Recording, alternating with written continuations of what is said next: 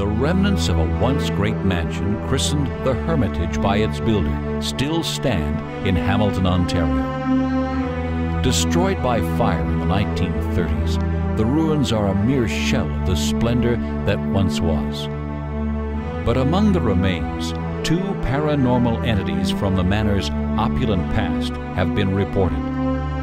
A park employee approached the ruins and was shocked to see a body hanging from a tree. He was stunned, fearing someone had committed suicide.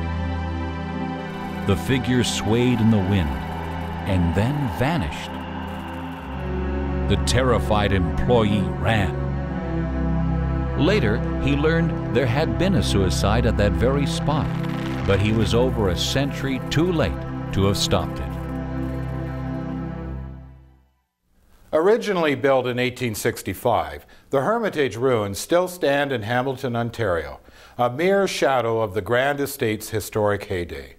What's left of this once great home has been preserved for future generations, including the past residents who remain trapped in the mansion they once called home. Today I'm standing in front of the Hermitage ruins in Ancaster. Once a beautiful mansion built by the Leith family in the mid-1800s is now a set of stone ruins after a large fire in the 1930s claimed it. One of the legends at the Hermitage involves a coachman by the name of William Black. Now, William was a servant of Otto Ives. He was in love with his niece, so they went to Otto Ives and they told him about what was going on. He flipped out. He couldn't have his niece being involved with a lowly servant.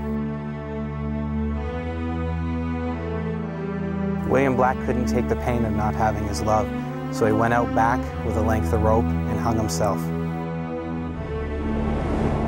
The legend goes that William Black still travels between the spot of where he's buried to the Hermitage, carrying his length of rope and looking for his lost love. People have reported seeing William Black here at night, the tall, dark figure of a man.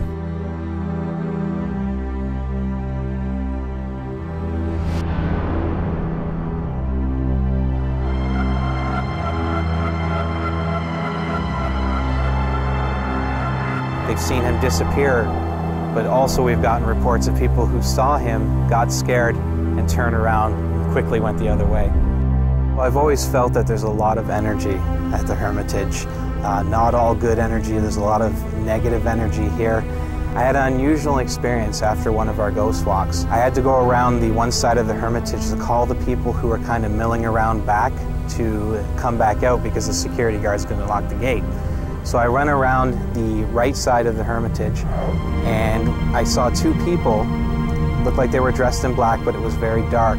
Right after I called out to them, as if they didn't really hear me, they started turning and going towards the forest. I was a little bit confused at that point, so I called out again. I said, "We have to go, they're going to lock us in." And they walked right out into the forest. So I ran over there. I shone the flashlight out and there was nobody there. I can't say I was threatened by the two ghosts I saw, but definitely when I come back here at night, it's the first thing that pops up into my mind. This second ghost is described as an elderly woman, and many believe her to be the spirit of Alma Dick Lowder, the last owner of the Hermitage Mansion. Alma Dick Lowder bought the mansion off of her family and fell in love with it. This is where she wanted to stay. After it burned down in the 1930s, she was so adamant about staying on this land, she actually set up a tent in front of the ruins and lived in that tent with her crippled dog until her death in the 1940s. Alma loved her home so much that she may have stayed on long after her death. This spirit possesses a unique ability. It seems to be able to control what others see. An engineer traveled to the Hermitage, eager to study the building's foundation. He did not find the ruins he expected. Instead, there was a ghostly image of a stone mansion in full splendor, drifting in and out of focus like a mirage. As he approached, the building returned to its ruined state. the man heard a sound behind him and turned to find an elderly woman staring at him curiously. Perhaps she wanted to offer a brief glimpse of the building as she remembered and loved it. And then she vanished. The terrified engineer had no desire for any further exploration. The skeletal remains of the once proud Hermitage Mansion still stand, now home only to these two spirits. One, a man who loved a woman so deeply he could not bear to live without her. The other, a woman whose devotion to the manor was so strong that death could not take it away from her. Thousands visit the ruins each year, but a fortunate few may, if the spirit is willing, catch a glimpse of the splendor which once was. In Montreal, Quebec, the building at 1234 de la Montagne Street has had a long and intriguing history. During the 1900s, it was a successful mortuary. In the 1970s, it was reborn as Club Esprit, the city's most popular nightclub. Ironically, the English translation of the word esprit is spirit. The manager of Club Esprit arrived early one day and was surprised to see a woman standing at the top of the stairs. She was alluringly beautiful.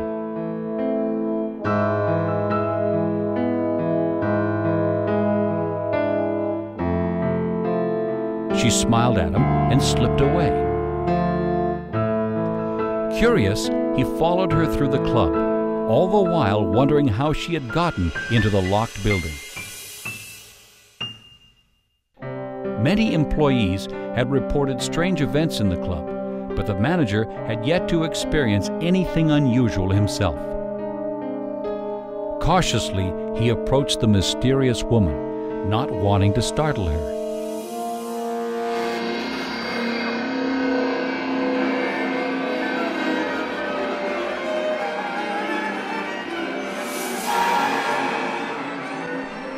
He was stunned by the horrifying vision and resigned as manager that day, making this his first and last paranormal experience at 1234 de la Montagne.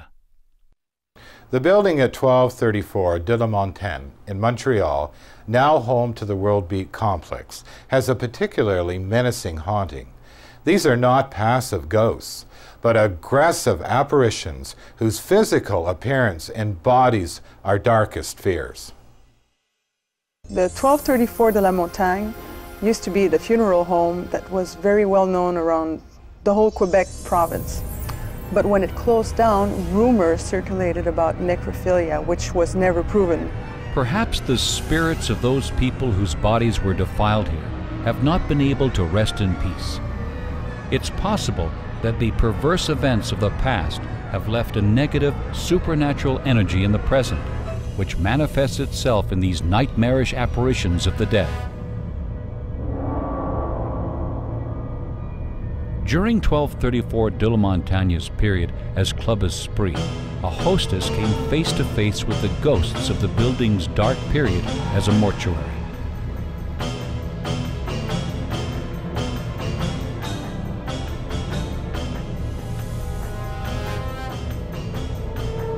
A mutilated apparition approached her and then vanished.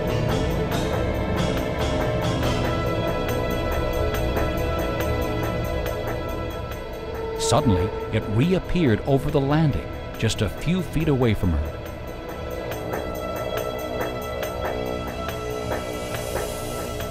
The spirit she described looked as if it had undergone an autopsy, with crudely stitched scars crisscrossing her bandaged chest. It was a horrifying sight.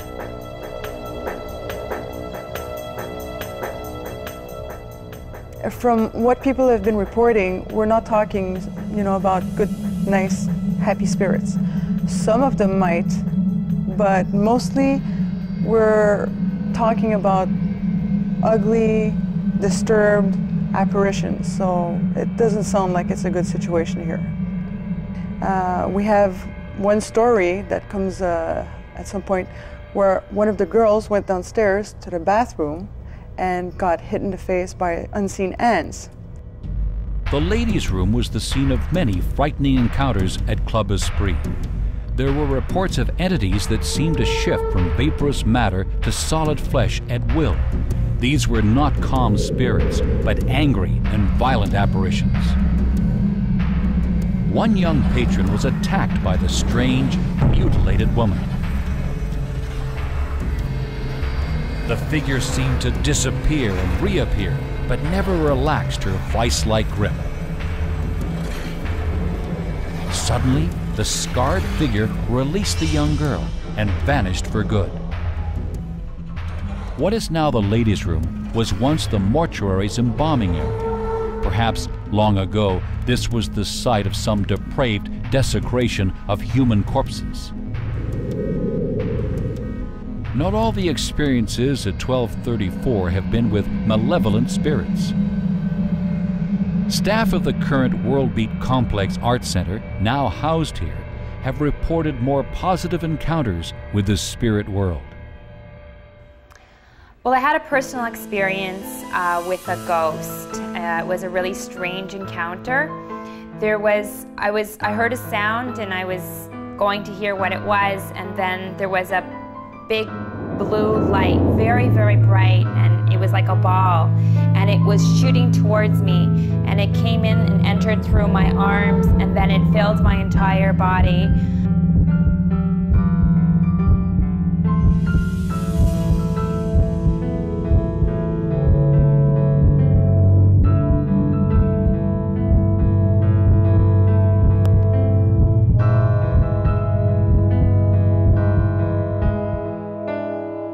So after that, I couldn't believe it, but I didn't realize it was a ghost until after it escaped and it left my body. But it was a really crazy and overwhelming experience that I've never ever felt before. Okay, I think that there were more ghosts before. We actually had to hire a professional witch who came in, and she performed some cleansing ceremonies. But I still think that even after she got rid of a lot of them, that there were still some ghosts that stayed. I think that there will always be ghosts that feel home here, and that they're going to always be here. I believe that the ghost activity has subsided here because it was abandoned for 8 years. It was abandoned for 8 years because a lot of the businesses that opened here had suffered already with, problems with their business because of the haunting activity here, which was not good. Possibly it subsided also because there was no human activity here to disturb the spirits themselves. As this building will progress, I mean, if people could start coming in, if it's more active, I believe that yes, it could come back. It could possibly restart the activities as it used to be. The new owners have had nothing but benign encounters with the resident ghosts and hope the darkness that has long surrounded this building has finally moved on. But perhaps the evil entities are simply lying in wait, plotting their new reign of terror on the living at 1234 de la Montagne. In Drummond Hill Cemetery, many claim to have witnessed soldiers from the past returning to this one-time battlefield. A waitress on her way home from work cut through the cemetery. Although this was her normal route, on this particular night, for some reason, she felt uneasy. With every step, this feeling grew. It was as though she was being watched.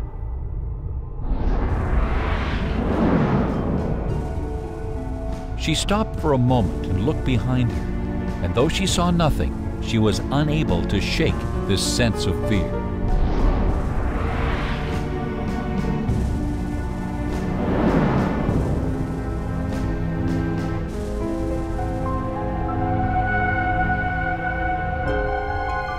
It wasn't until she was beyond the gates of the graveyard that she felt safe.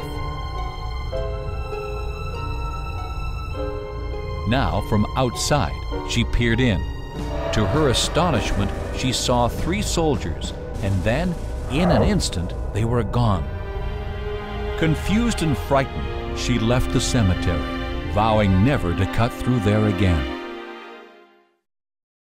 In 1812, the Battle of Lundy Lane took place on Niagara Falls, Drummond Hill. Many lives were lost, and the area was immediately transformed into a cemetery.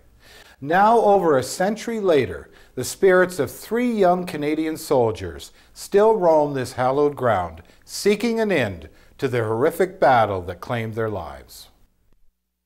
In the War of 1812, Niagara Falls was a strategic military location. For the Canadian and British forces, it was a passage point through which they could expand the territory under their control. For the Americans, it was a direct route to infiltrate the opposing forces garrisoned in the area. As a result, many skirmishes and heavy battles occurred. We're here at the Drummond Hill Cemetery, where on July the 25th, 1814, was the scene of the bloodiest battle in the War of 1812 between the British, Canadian, and natives on one side and the approaching American forces on the other. It was hot, it was humid. There were bodies all over the place because of the humidity, because of the stillness in the air. The gunpowder just made the air around here like soup. Friend and foe were accidentally killing each other because they couldn't see the enemy. The Americans retreated, and the Canadians won the Battle of Drummond Hill. Approximately 1,700 soldiers, the average age of 15, lay on the field, dead or dying.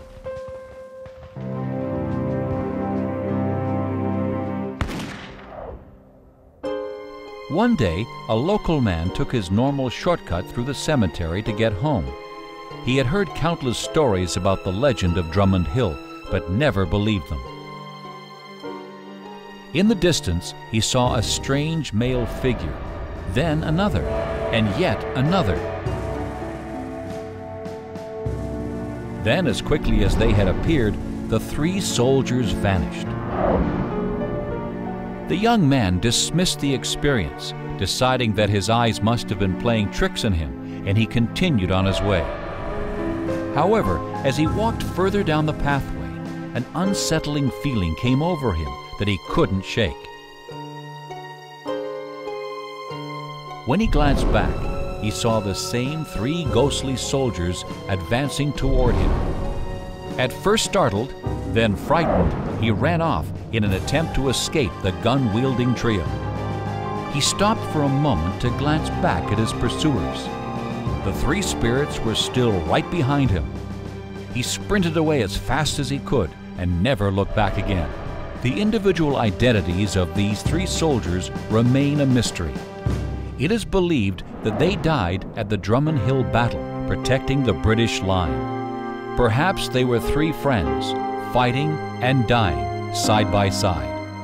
Over the years, the Drummond Hill Cemetery has become somewhat of a tourist destination for Americans and Canadians alike.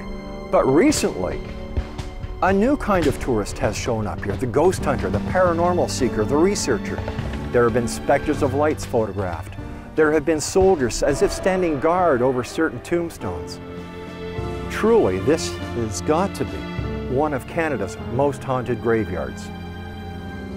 This unlikely tourist destination attracts thousands of history and war enthusiasts every year.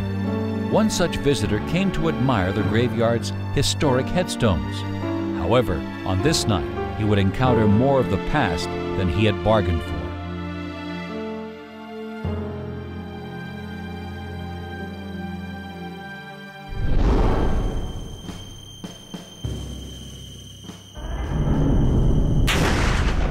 The spirit of one of the 3 soldiers made it clear that this cemetery was still under their guard. While the shaken tourist was physically unharmed, he was shocked and confused by what he had just experienced. This history buff decided he had seen enough of Drummond Hill and its phantom century. The soldiers who paid the ultimate price and gave their lives for the good of their country believed so strongly in their commitment that it seems even today, 2 centuries after the bloody battle, at least 3 of these brave men continue to uphold their duties. And according to many visitors, startled by the ghostly trio who protect the cemetery, they should still be commended for a job well done. The Marr residence in Saskatoon is a museum and meeting center, but after hours, it takes on a life of its own as home to an array of spirits. A staff member had stayed late, finishing notes after a board meeting.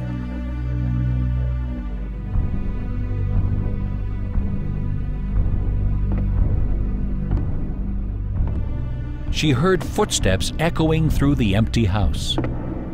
The sounds seemed to be coming closer and closer.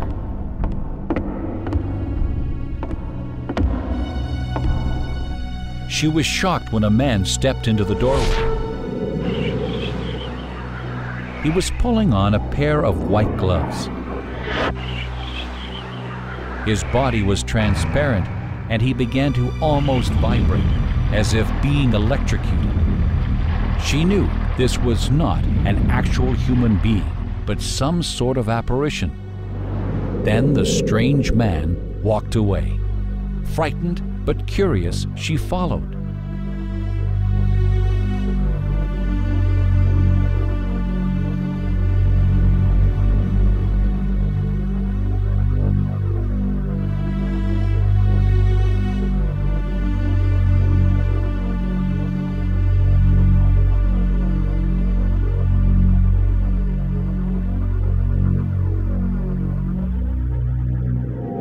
Entering the downstairs parlor, she found herself surrounded by floating orbs of light.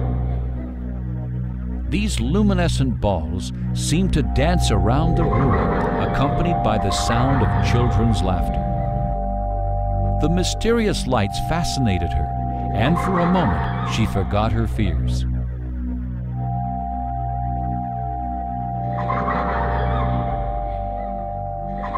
Until she turned and saw the man from upstairs outside the window. His expressionless stare sent a shiver up her spine.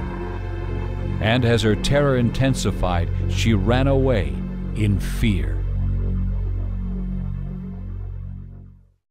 Saskatoon's Marr residence is one of the most unique and historically important houses in Saskatchewan.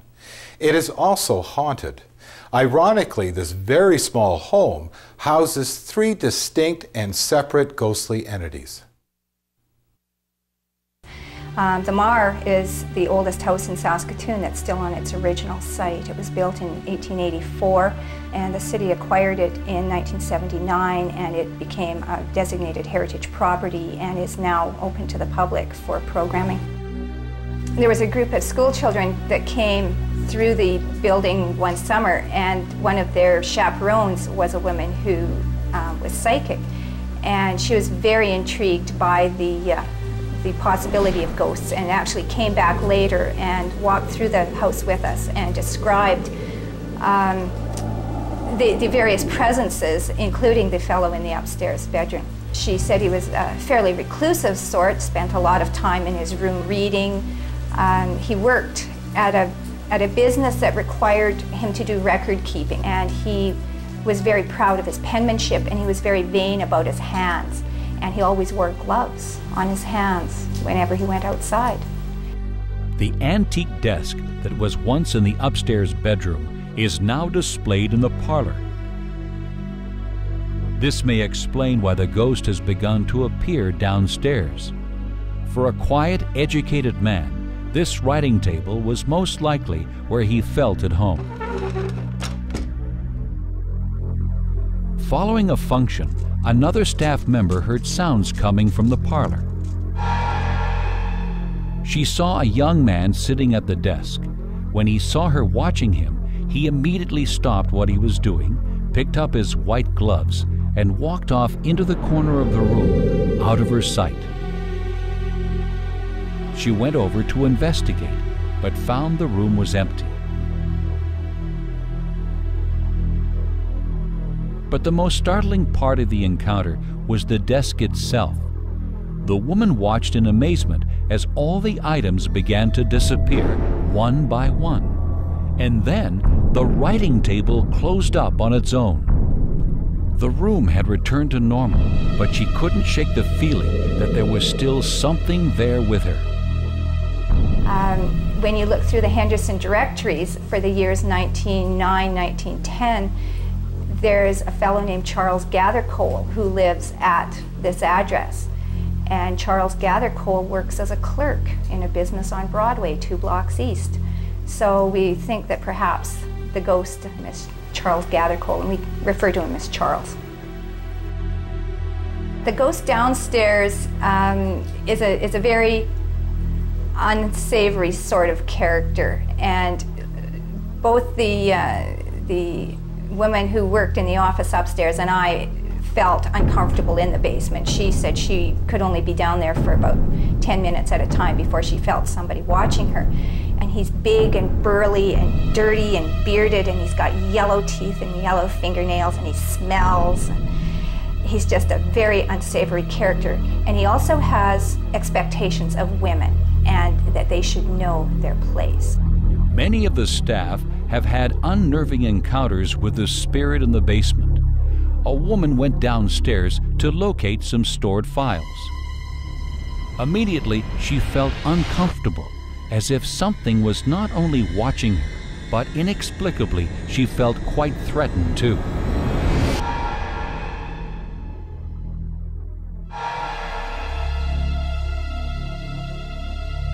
Something began to pull at her purse. Some invisible, malevolent force was trying to take it from her. She held on tightly to the bag, and for a moment her unseen attacker relented. Then an imperceptible energy pushed her against the wall, almost knocking her to the floor. Terrified, she ran upstairs and has never returned. No one knows who this malicious spirit could be, or why he seems to have such a disdain for women. The third paranormal being at the Marr residence is in sharp contrast to the dark, evil entity in the basement. Passers-by often report mysterious flickering lights in the windows. This phenomenon is known as sprites or pixie lights. Employees have witnessed these lights on several occasions. They report seeing small glowing orbs that float through the rooms in an almost playful fashion. Some staff members were convinced that if you stared directly into the orbs, you could catch quick glimpses of children and hear the sounds of their laughter. These mysterious lights, also known as dead man's candles, are most often seen in cemeteries. Native Indian legend suggests they were there to guide the recently deceased through limbo and onto the other side. Perhaps before the Saskatoon area was settled by Europeans, indigenous people used this spot as a burial ground. The ghosts of the historic Marr residence are truly a unique combination. Trapped in this small space are childlike balls of light, a quiet, solitary man, and an embittered brute that dwells in the basement. Why such a diverse group of spirits have chosen to share this home remains a mystery. Perhaps the floating orbs are really mystic guides trying to lead the other two souls beyond the confines of Earth and into the freedom of the afterlife. Calgary's Hose and Hound pub is now a popular night spot, but the building was originally a fire station built almost a century ago. It has also been the scene of many unexplained events.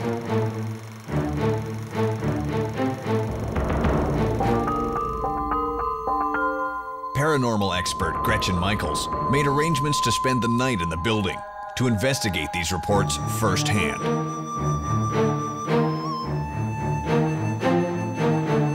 Suddenly, an antique fire axe fell from the wall, missing her by mere inches.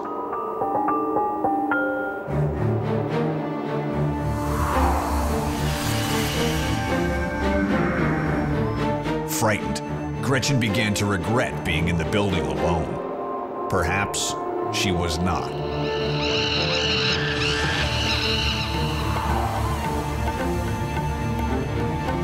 She entered the darkened kitchen, using her camera's night vision feature to see. Something small was moving around on the shelves. Perhaps an animal. Then, some unseen force pelted her with objects from the kitchen shelves, unleashing a barrage of baskets and utensils.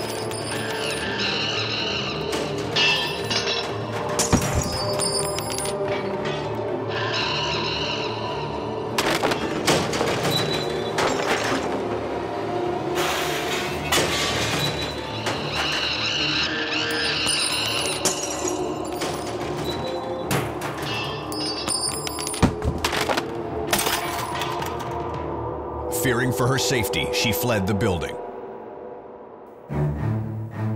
The next day, Gretchen visited Chuck Rose, owner of the pub, to show him a remarkable piece of videotape. What the tape had captured for a brief second was not a ghost per se, or what people perceive a ghost to be. The tape showed something very different. It appeared to be a monkey?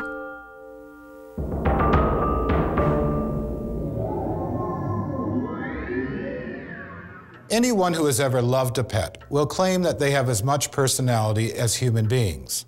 But can an animal become so attached to a place that it stays on in spirit after it dies?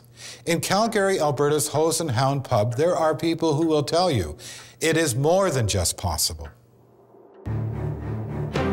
The ghostly presence at the Hose and Hound pub does not set out to terrify people, but almost torment them with an endless series of malicious pranks, often at the expense of the staff.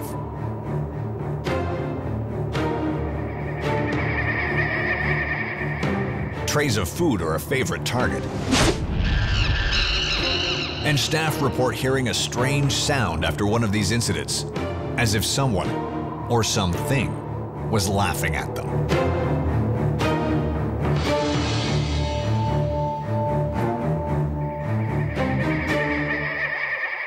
Well, the most common ghost legend we have is about Barney the monkey.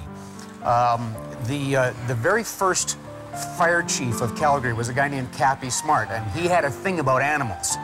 He had several monkeys here through the years. Barney the monkey was a mascot for the firemen here at Fire Hall number 3. One day they were out fighting a fire, and they left Barney tied up to the flagpole out front. Some people came along, a family, and one of the children tried to offer the monkey a treat. The monkey attacked him and scratched him up quite badly. And as a result, the firemen decided they had to put the monkey down. His remains were buried out in front of the fire hall. And ever since then, there's been some strange goings-on here. The dishwasher, when it's open, it's off. You close it, and it's on. Well, it was sitting there open, and we were standing right in front of it.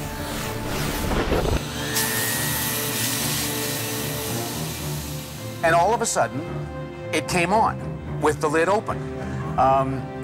The next day, I talked to the people who supplied it for us, and they said, it can't do that. They said they checked it out, they sent a repairman. The repairman said, no, everything's working perfectly, and what you're describing can't happen. Well, it did happen.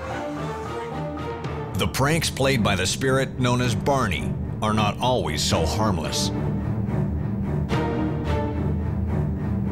A waitress was cleaning the upper level prior to opening. She heard the sounds of something moving on the opposite side of the room. Suddenly, the balls on a pool table broke with a deafening crack. Yet there was no one else in the pub.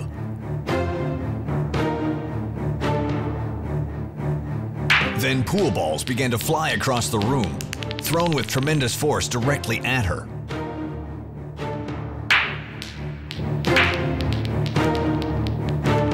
Fearing for her safety, she raced from the room. Many think that this was one of Barney's more violent outbursts.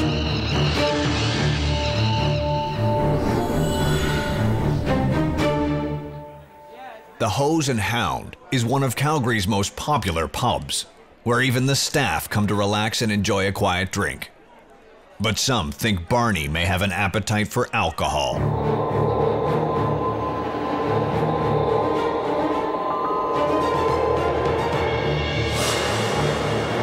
drinks have mysteriously disappeared from tables, right under the nose of patrons.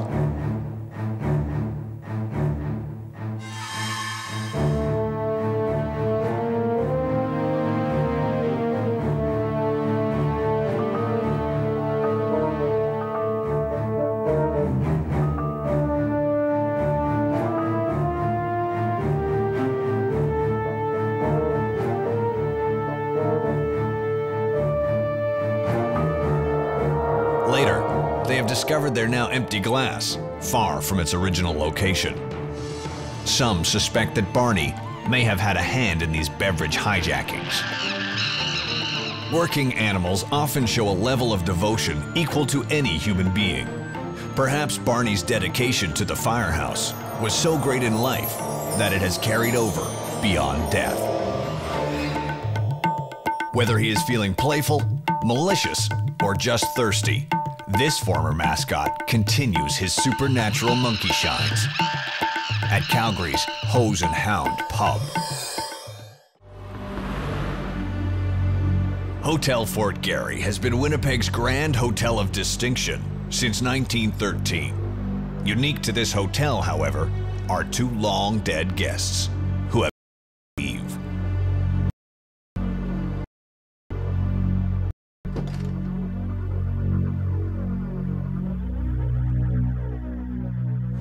After a long day on the road, Robert Wagner, a hotel guest, climbed into bed, anticipating a good night's sleep.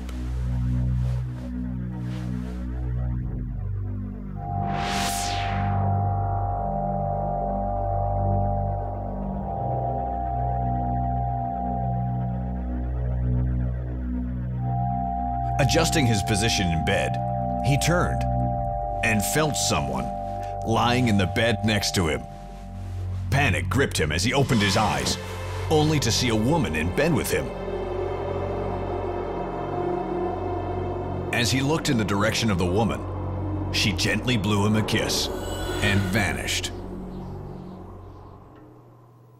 The Hotel Fort Garry in Winnipeg, Manitoba is a luxurious hotel built for prestigious travelers. It took an enormous effort by many people and a staggering amount of materials to complete construction on time. It is during construction that our mystery begins. In 1911, 2 years before the opening of the hotel, some final installation procedures were being made to the elevator.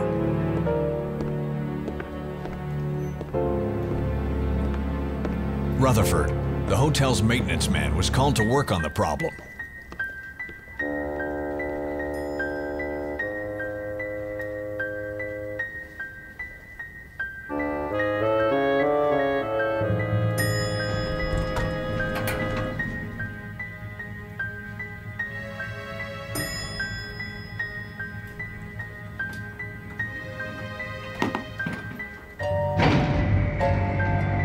But while he was in the elevator, it malfunctioned, losing its counterbalance and careening to the ground, killing Mr. Rutherford instantly.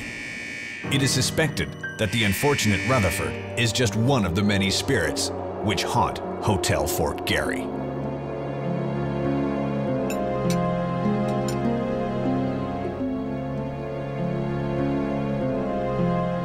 Betty Cooper, a kitchen staff member, was laying out utensils and prepping the dining room for its next guests, when suddenly she felt a presence in the room, as though she were not alone. From the corner of her eye, Betty saw something move.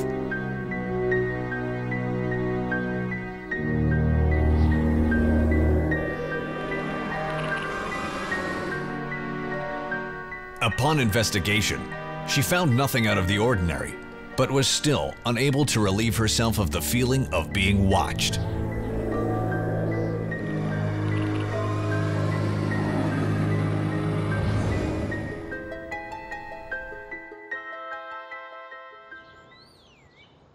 Another tale tells us of a love story gone horribly wrong.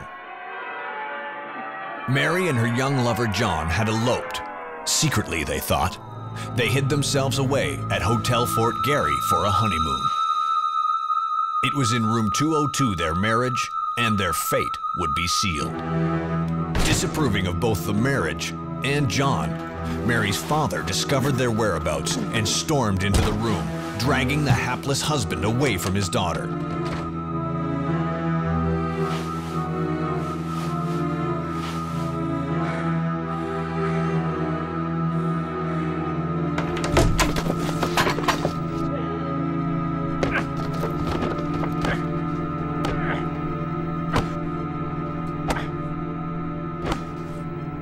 His anger spiraling out of control, Mary's father beat her husband to death. Distraught with the knowledge of John's fate, despairing at the thought of the rest of her life without him, Mary took her own life. And it seems, Mary never left the hotel again, becoming yet another of its permanent spirit residents. Hi, my name is Kate, and I've been working here at the Hotel Fort Garry for 3 years. One day, I went to go clean room 202. As I was doing so, out of the corner of my eye, I saw one thing out of my cart start flying. As I looked over, more items levitated off my cart. I was so scared that I ran out of the room.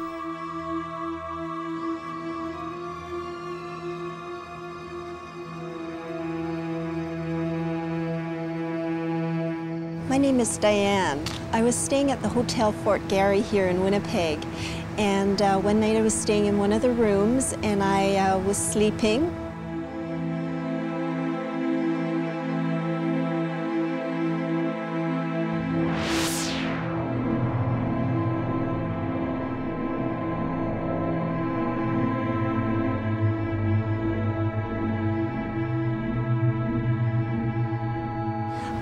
I was woke by a feeling like I was being nudged in the bed. And I actually fell out of bed. And when I got up, I came face to face with what I really feel was a ghost. And I do think that the Hotel Fort Garry is haunted. Winnipeg's Hotel Fort Garry, where some stay the night and others stay an eternity.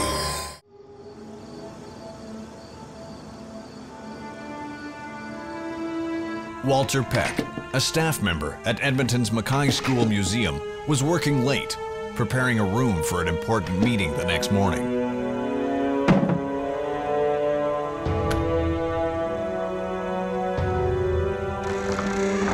Satisfied with his work, Peck locked up the meeting room and began to leave.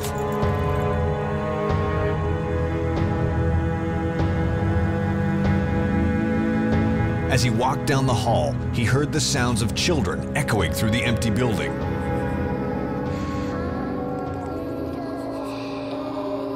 The sounds grew louder and closer until it seemed to surround him. Frightened, Peck ran from the building. Outside, Peck felt a bit embarrassed, knowing there had to be a rational explanation for what he had just experienced. Peck glanced back at the building. Standing at the window of the meeting room was a man, staring down at him. Convinced it was a burglar, he raced back into the building. He found the only door into the meeting room was still locked.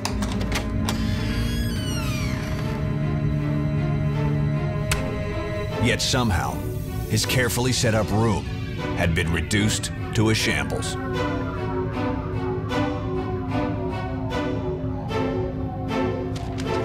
He turned and found himself face to face with the figure he had seen in the window. The man stared at him coldly, then silently turned and left. Peck ran into the hallway, but the figure had disappeared, and he was alone once again. Now, genuinely unnerved, he locked up and quickly left the building.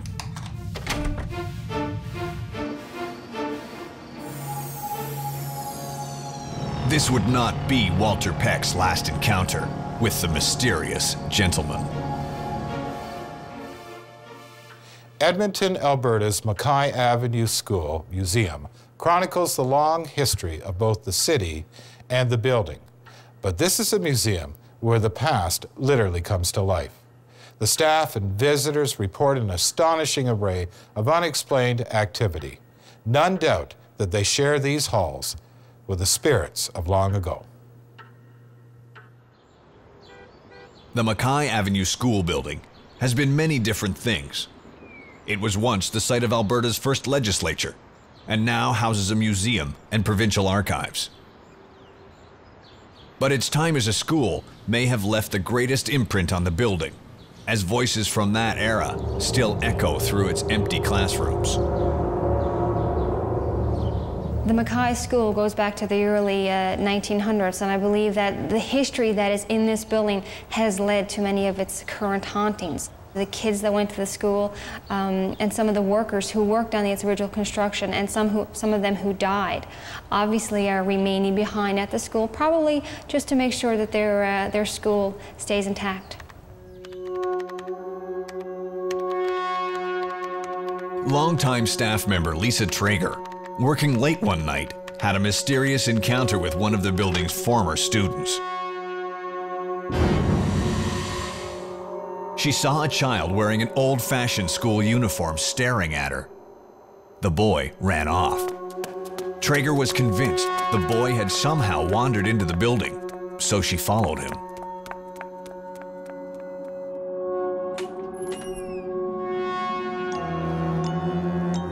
The boy glared at her, angry at the intrusion.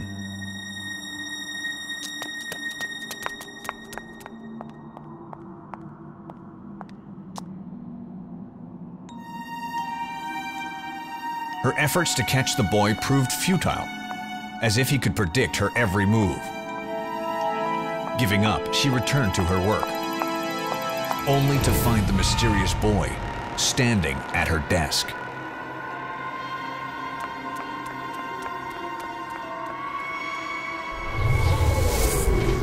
Her search turned into an eerie game of hide and seek, but the boy almost seemed to disappear and reappear at will.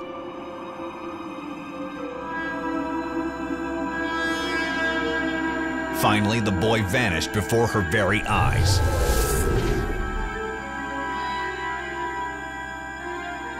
Shaken, she returned to her desk, only to discover her computer and paperwork strewn around the room. It looked as if a tornado had struck, or an angry child. Other members of the staff have investigated the phenomena and discovered clues to at least one spirit's identity. I've been here since October 1984. And the building I work in is haunted because a lot of people have had different and unexplained experiences, including myself. There's been many nights with the Ouija board, and the very first time with the Ouija board, I made contact with a fella, and he identified himself as Peter.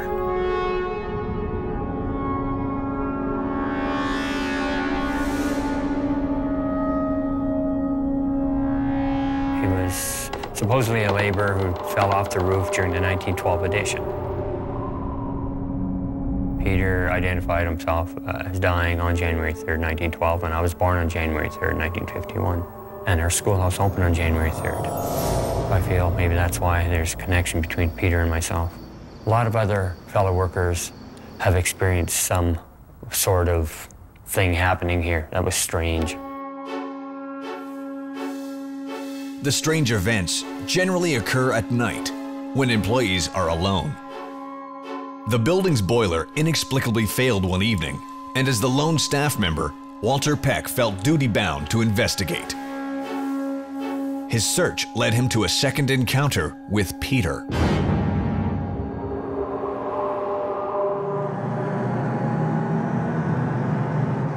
Peck has since moved on to a new position and declined to be interviewed about his experiences. After hours in the Mackay School is when another employee experienced unexplainable events. First, she heard the sounds of children. The door suddenly slammed shut. No matter how hard she tried, the door would not move. But the moment she released it, the door opened by itself.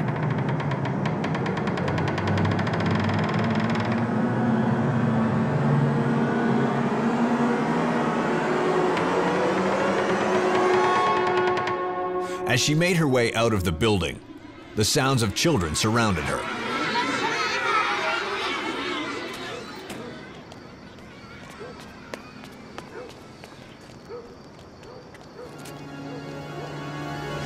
At the window stood the ever-present spirit known as Peter, the eternal night watchman of the Mackay School.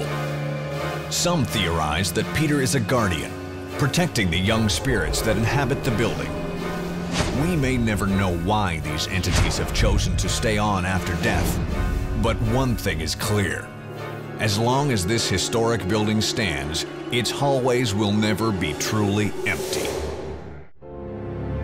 As we're about to discover, this quaint little inn, tucked away in Ontario's cottage country, attracts more than just weary travelers. A businessman came to this inn for a weekend getaway from the city. He was exhausted and needed a break from his usual drudgery. But the break he got turned out to be far from what he had imagined. Our unsuspecting guest is about to experience more than just cottage hospitality.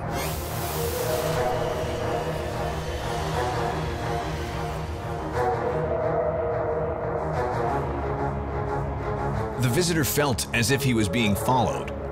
In fact, he was, by the spirit of Judge William C. Mahaffey, the inn's original owner and, it seems, still ghostly occupant. When the traveler reached his room, he could not shake the unsettling feeling that came over him. Then, as he opened the door to his room, he discovered why. He came face to face with the judge.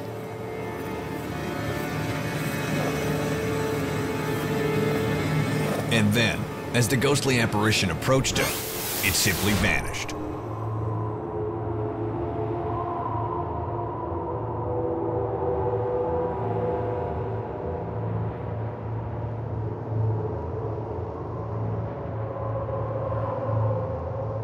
The astonished traveler looked for the judge, but finding nothing, dismissed it as fatigue. But for this guest, it wasn't over. As yet another spirit, this time that of a woman many believed to be Mrs. Jackie Niven, a former owner, who after suffering from cancer, passed away in the home.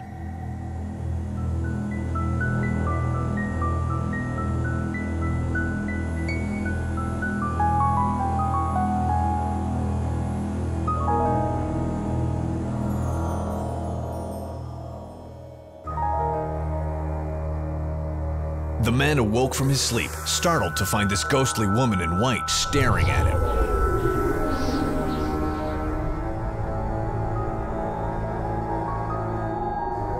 This time, there was no denying it. In one night, our tired vacationer had two distinct ghostly encounters. The Inn at the Falls is right in the midst of cottage country in Bracebridge, Ontario. Throughout its existence, the inn has seen many changes. Changes resulting from death, fires, economic turmoil, renovation, and restoration. Surviving all of this, the building remains steadfast and dignified and haunted. I started here at the inn in 1983, and I was here to the year 2000. You're at Inn of the Falls, and it's in lovely Bracebridge, Ontario. This place had a mind of its own, and that it would only keep who it wanted, and that if it didn't feel that you were welcome here, that you would not stay. And the people that I started with there was a lot of activity at that time when they were here. They, like ashtrays would fly off the counters, clothes would fall off hangers, fly across the room. Some people say, including myself, that Inn at the Falls in Bracebridge is a haunted house. And it truly is.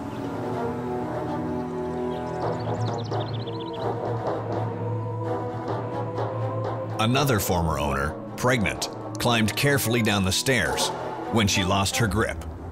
She and her unborn child tumbled to their deaths.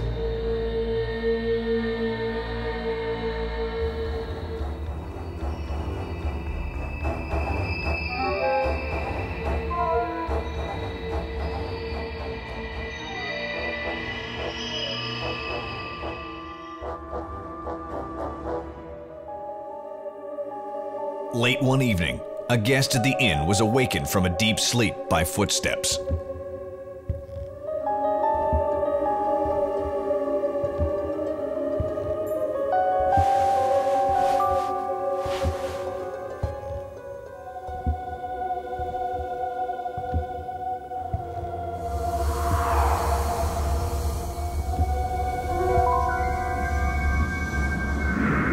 As she listened closely, she could hear a woman crying.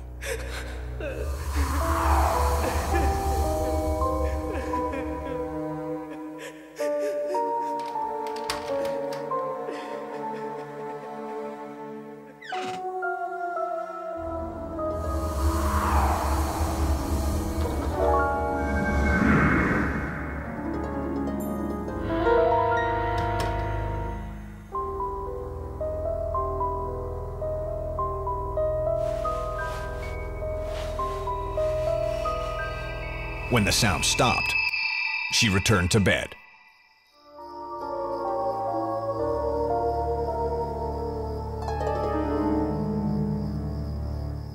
Still disturbed by what she heard and unable to sleep, the guest went down to the front desk to tell them what she had heard.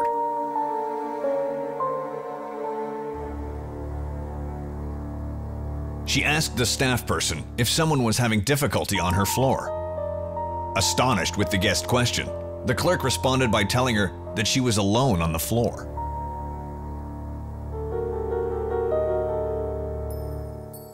Puzzling over the guest's story, the employee then had her own encounter with this inn's previous owner.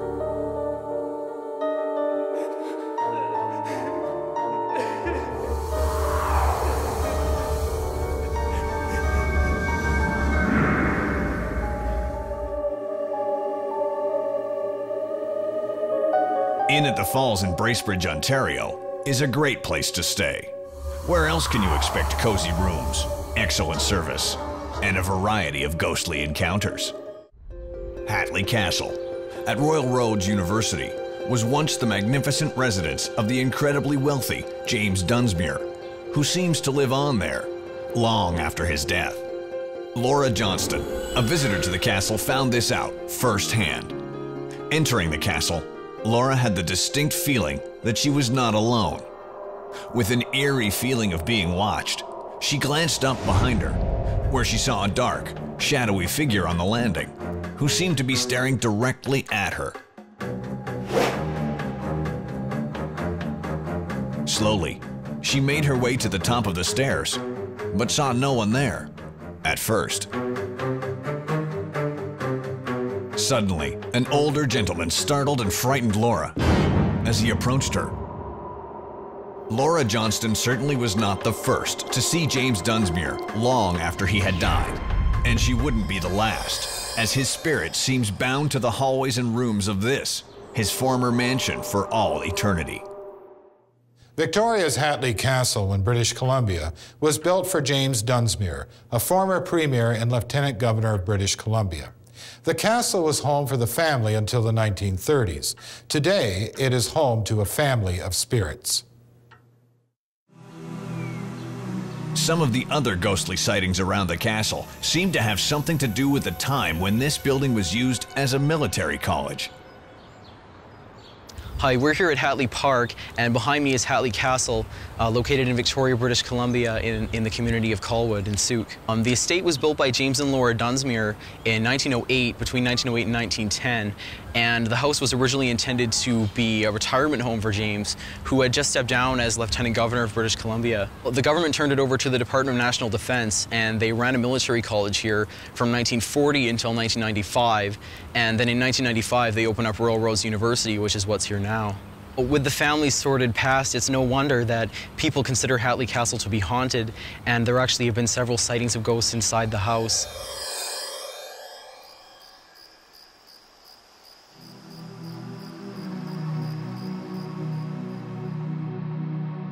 Cramming for exams can be a pastime for some students, and so it was for Barry Short, first-year cadet who was up late one evening, getting in as much work as he could for an upcoming exam.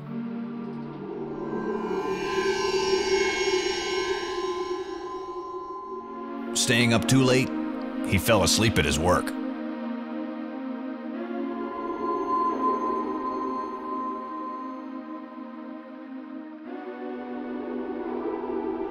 A tapping on his shoulder awoke him.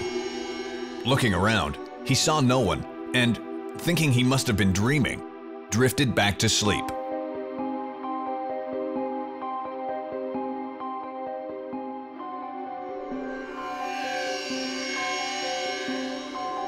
Again, Cadet Short was awakened, this time by a push.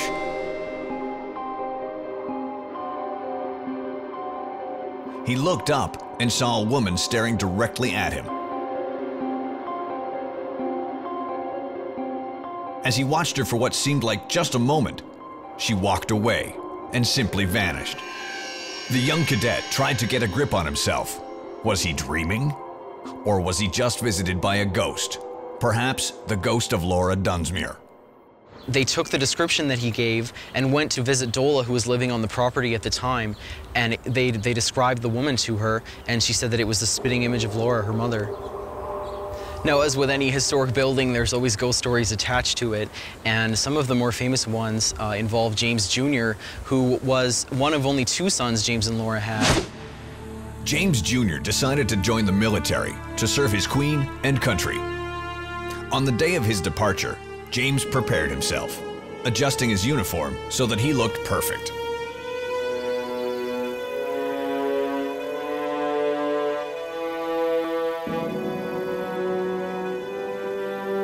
He joined his sister Dola and his parents in the Japanese garden for one last goodbye.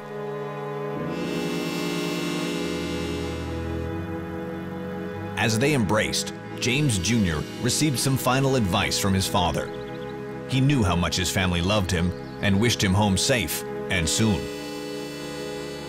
It was a sad yet proud moment for the Dunsmuir family as they watched their beloved James head off to serve his country, like his father and grandfather. This proud moment would turn into tragedy, haunting the Dunsmuirs throughout the remainder of their lives and beyond.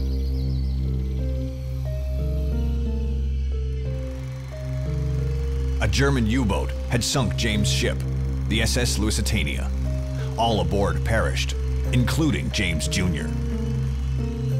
Receiving that fateful telegram from the Army, James' mother Laura was grief-stricken. She joined her family in the garden to inform them of the horrible, most unwanted news.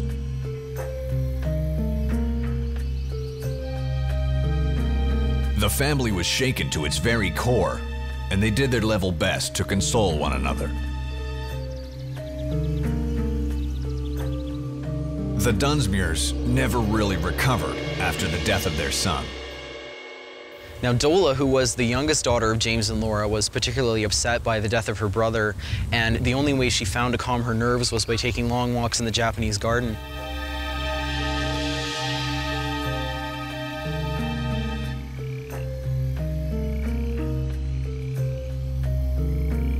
It was in the beautiful Japanese garden, where Dola had last seen her brother, that she had the first recorded experience with the spirits of Hatley Castle.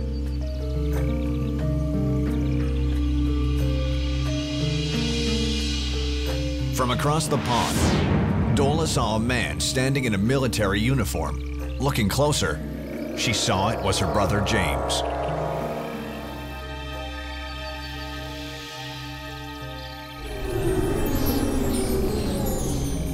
Dola quickly ran to him. She missed her brother terribly and wanted to tell him how much she loved him.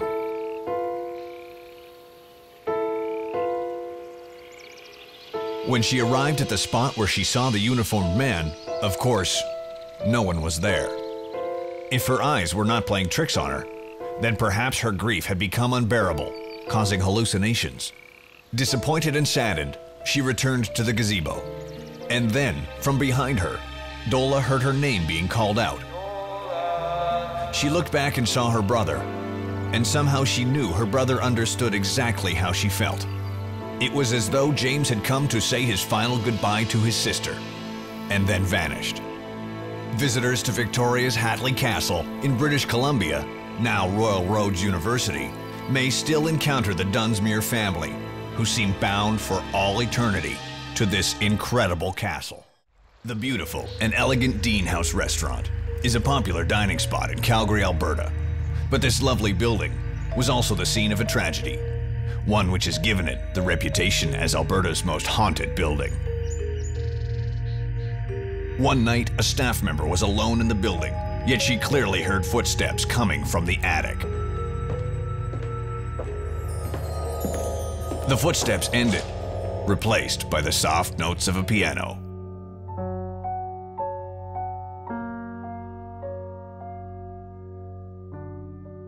Nervously, she made her way up the stairs to investigate.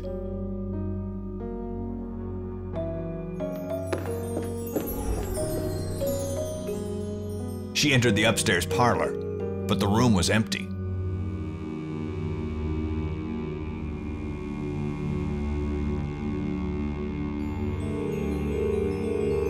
Relieved, she made her way to the piano and casually hit one of the keys.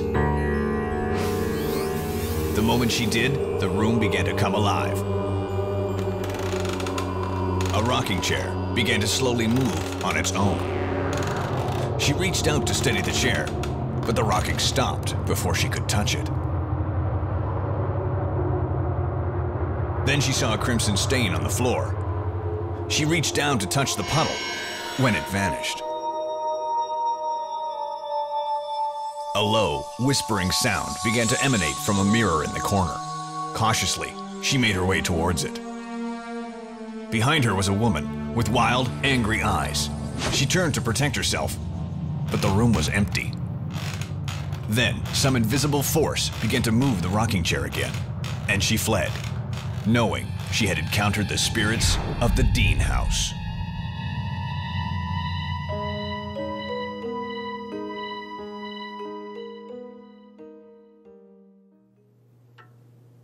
Calgary, Alberta's Dean House restaurant is located in Fort Calgary, where the city's history is celebrated. But the Dean House itself has a very different past, one which may be better left forgotten. When night falls, its dark past sometimes comes to life.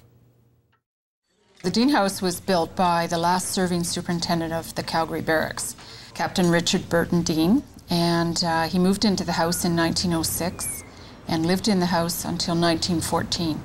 The house is currently operated by the Fort Calgary Preservation Society as a restaurant. There are stories about hearing footsteps. The first week I worked at Fort Calgary, one of the windows on the third floor mysteriously blew out. Philip Dawson, former manager of the restaurant, had many paranormal encounters. He was closing up after a private function when he heard footsteps coming from the stairs. A gaunt-faced man began to descend, and as he approached, the temperature of the room dropped. The man completely ignored Philip, passing him and walking out onto the enclosed patio. Stunned for a moment, Philip followed the man. But there was no sign of him on the enclosed patio. Yet there was no other exit. It was as if the gaunt-faced man had vanished. This would not be the last time the spirits of the Dean House paid Philip a call.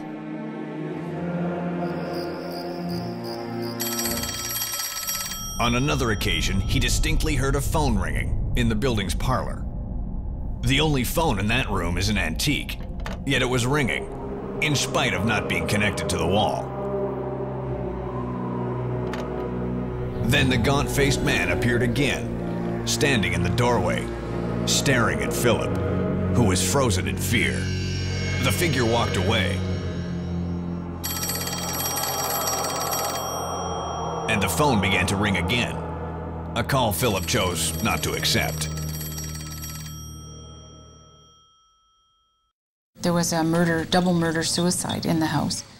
So there are many people that feel that the ghosts in the house perhaps were those two people. During the lean years of the Great Depression, the building became a boarding house. A young couple and their child lived in what is now the attic. Times were hard, and the struggle to get by created tension, magnified by the husband's psychological problems and abusive nature.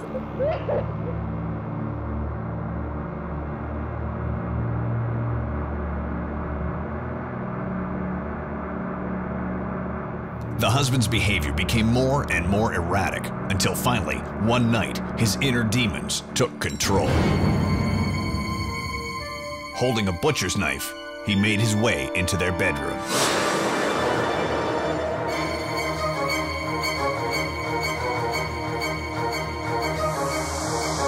He slashed his wife repeatedly and left her mutilated body on the bed. Consumed with guilt, he used the same knife to slash his own wrists. In the morning, it was their child who came upon the gruesome aftermath. She survived the experience physically, but psychologically, it destroyed her. The brutal acts committed here may have left a permanent imprint on the house. The spirits of the family may be trapped within its walls forever, each in their own personal hell. There are reports of a ghost child, an innocent and tragic figure seen hiding in and around the attic. Perhaps this is the daughter, trapped here with her parents.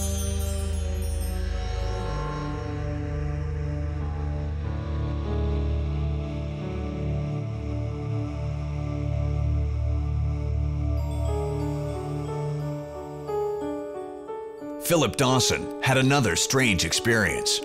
He heard noises coming from the attic and went upstairs to investigate.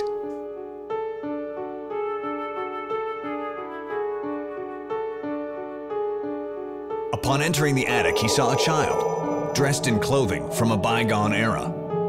She saw him and did not take kindly to his presence. She raced at him, only to disappear mere inches away. To this day, Philip refuses to enter the attic of the Dean house.